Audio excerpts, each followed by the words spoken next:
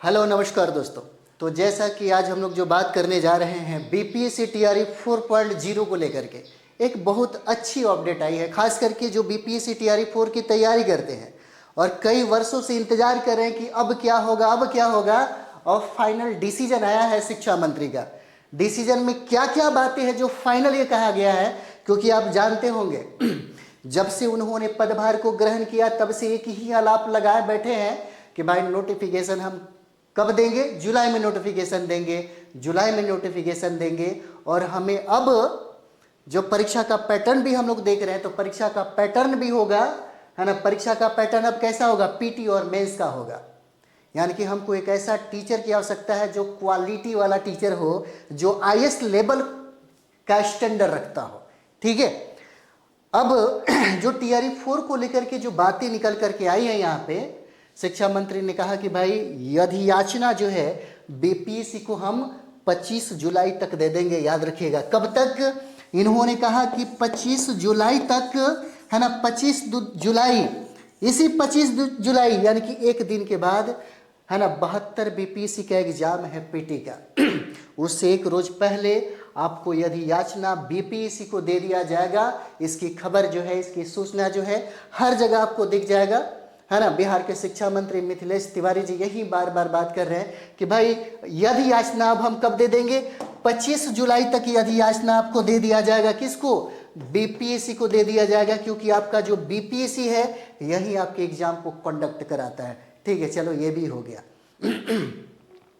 जब ये अधियाचना, है ना, जुलाई में दिया जाएगा तो निश्चित तौर पे 10 दिन के बाद ही, क्योंकि बीपीएससी को भी काम करना होता है, क्योंकि जितना जल्दी अधियाचना अगर दिया गया होता वो उतना जल्दी काम करता। यानी कि इस महीना के लास्ट में अधियाचना दिया जाएगा किसको, बीपीएससी को। तो हो सकता है नोटिफिकेशन जो है ना, जुलाई के बाद क्या होगा, जुलाई के बाद अगस्त में, यानी कि अगस्त में, है ना, अगस्त में इसका क्या होगा, अगस्त में हो सकता है नोटिफिकेशन जारी कर दे।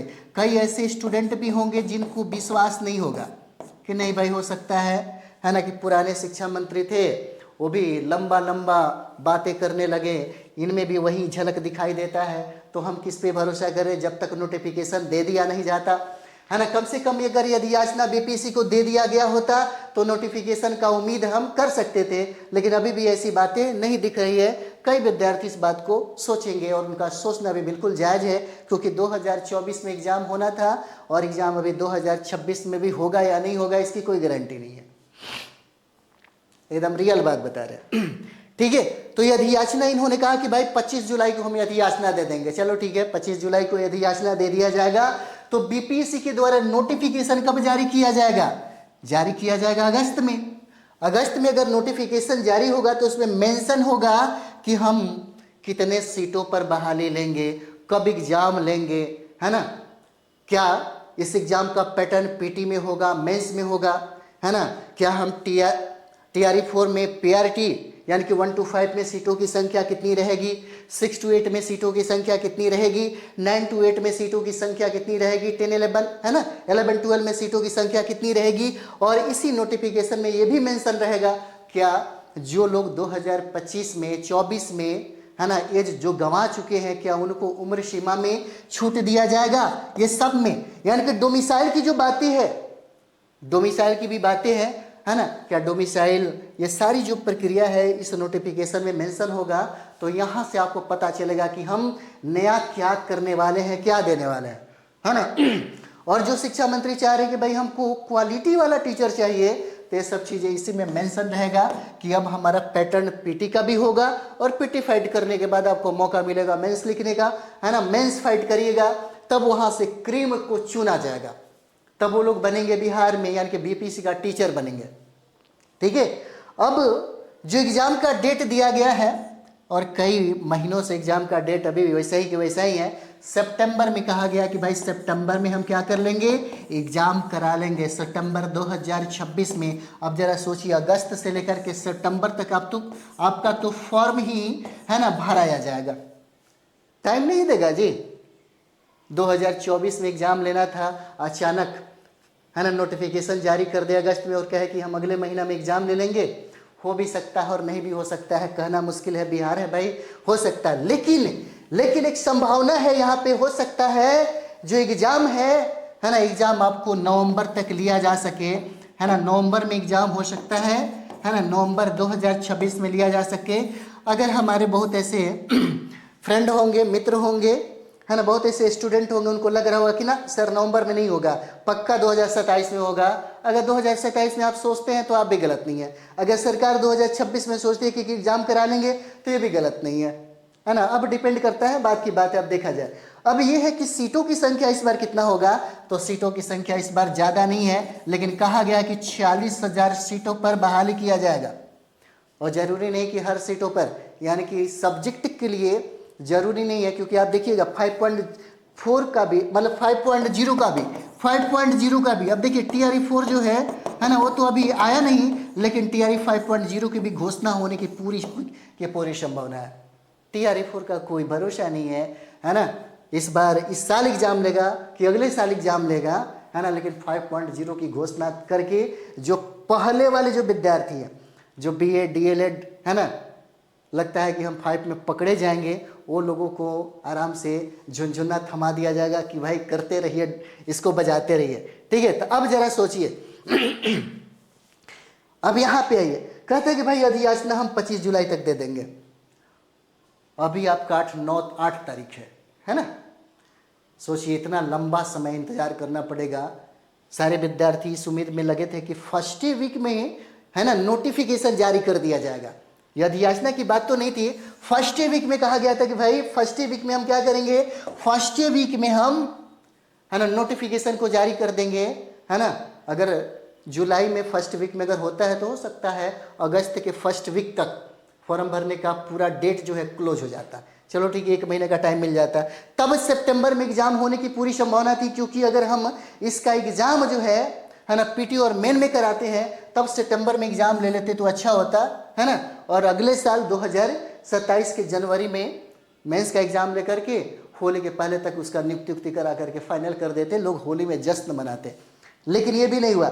अब सीटों की संख्या 46,000 है या कितना है ये भी कहना मुश्किल है, क्योंकि ये पूरा का पूरा जो है ये क्लियर बातें नहीं निकल पा रही। क्योंकि शिक्षा मंत्री, सबसे बड़ी बात है कि यहीं पे मामला अटक गया कि भाई अधियाचना भेजो, नोटिफिकेशन में सारा चीज़ें मेंशन रहेगा, है ना। तो ये चीज़ें, बट इतना हम जरूर कहेंगे, इतना जरूर कहेंगे कि यहाँ पे ध्यान दीजिए, सीटों की संख्या कम होगी, है ना, तो यहाँ पे एग्जाम देने वालों की संख्या जो है वह संख्या कितना होगा, काफ़ी बढ़ जाएगा। और जब बढ़ जाएगा, है ना, तो एग्जाम जो प्रश्न पेपर जो होगा, प्रश्न पेपर होगा, वह थोड़ा कठिन हो जाएगा, है ना, कठिन होगा। इसका मतलब यह है, इस कठिन प्रश्नों को बनाने के लिए हमको अपना सेल्फ स्टडी पर फोकस करना पड़ेगा, सेल्फ स्टडीज पर फोकस करना पड़ेगा। और सेल्फ स्टडीज में हमें यह देखना है कि हमें पढ़ना क्या है। देखिए, हजारों लाखों विद्यार्थी फॉर्म को अप्लाई करेगा, है ना। कोई भी कंपटीशन में लाखों विद्यार्थी फॉर्म को अप्लाई करते हैं, लेकिन सभी पास नहीं करते। अगर मानते हैं कि 46,000 में, है ना, 46,000 में अगर 5,000 सीटों पर अगर PRT की बहाली है ना, 6 to 8 पर अगर 5,000 सीटों पर बहाली है, इसी तरीके से अगर डिवाइड हम लोग कर देते हैं, है ना, तो याद रखिए, यह कहा जाता है कि PRT में लगभग 2 से 3 lakh student already form fill up करेगा। सीटों की संख्या ज़्यादा से ज़्यादा हो गया, है ना, 1 to 5 और 6 to 8 को मिलाकर 10,000 होगा, है ना, 10,000 होगा। लेकिन सीटों की संख्या अगर देखा जाए तो दोनों को मिलाकर के 3-3.5 लाख से कम नहीं होगा। PRT और 6 to 8 वालों की संख्या होगा। इसका मतलब ये है कि इस बार प्रश्न का लेवल थोड़ा कठिन हो जाएगा। और कठिन प्रश्नों को बनाने के लिए सेल्फ स्टडी किया जाता है। और सेल्फ स्टडी में हम क्या करें, बहुत आसान है पास करना, जहाँ तक मुझे लगता है ना, जहाँ तक मुझे लगता है कि अगर सही तरीके से गाइडलाइन आपको दे दिया जाए, सही तरीके से कहीं भी पढ़ना है पढ़िए, लेकिन सही गाइडलाइन में पढ़िए, है ना। क्या पढ़ रहे हैं ये ज़्यादा जरूरी है, नोट्स पे फोकस करने की ज़्यादा जरूरत नहीं है। नोट्स पे ज़्यादा ध्यान नहीं, नोट्स पे तब ध्यान दिया जाता है जब हम अपने सिलेबस को कंप्लीट करते हैं, है ना। सिलेबस को कंप्लीट करिए, और सिलेबस को कंप्लीट करने के लिए, है ना, टेक्स्ट बुक का एनसीईआरटी का बिहार सरकार की समग्र शिक्षा अभियान को जो किताबें हैं उस पर फोकस किया जाता है। बाद की बात है कि हम किसी के एनसीईआरटी के निचोड़ पर ध्यान दें या किसी के नोट्स पे ध्यान दें, और यही तरीका होता है। चाहे आप देखिएगा, कई ऐसे स्टूडेंट होते हैं जिनके पास गाइड बहुत होता है, जितना भी गाइड आएगा एनसीईआरटी का निचोड़ फलाना है ना, एनसीईआरटी का ये है, दुष्यंत है ना, फलाना ज्ञानी है, फलाना ये है, बहुत सारा चीजें, लेकिन असली जो किताब है बहुत कम ऐसे विद्यार्थी के पास होते हैं। लेकिन जिसके पास असली किताब है वही फाइट करता है, क्योंकि जितने भी हम लोग गाइड देखते हैं ना, उसी असली किताब का निचोड़ होता है। इसलिए हम बार बार आपको कहेंगे, अगर आप चाहते हैं कि कठिन से कठिन प्रश्नों को कंप्लीट किया जाए तो आपको सेल्फ स्टडी इसी तरीके से करना होगा, ताकि आपको समझ में आए कि हमको पढ़ना क्या है और छोड़ना क्या है। अच्छा स्कोर लाने के लिए, कम समय में अपने आप को फाइट करने के लिए, अपने स्थान को एक पहचान बनाने के लिए यही जरूरी होता है कि हमको पढ़ना क्या है ना, और छोड़ना क्या है। तो चलिए, ये तो फाइनल हो गया है। मुझे लगता है कि यदि याचना जो है आपका, है ना, जो शिक्षा मंत्री अगर ये बातें कह रहे तो मुझे लगता है कि सच ही होगा इस बार, है ना, कि भाई जुलाई में अधियाचना दे दो, सितंबर, ये जो अगस्त है, अगस्त में नोटिफिकेशन दे दिया जाएगा। तो आपको हो सकता है एग्जाम सितंबर में भी करा लिया जाए, या हो सकता है ऐसी संभावना अगर नहीं बन रही है तो पक्का एग्जाम नवंबर में ले लिया जाएगा। तो भी टाइम नहीं है, सिलेबस को कंप्लीट करने के लिए कम से कम 3 से 4 महीने का समय लगता ही लगता है। आप पढ़े होंगे, ठीक है। तो चलिए हम लोग मिलते हैं नेक्स्ट वीडियो में। थैंक यू वेरी मच आप सभी लोगों का।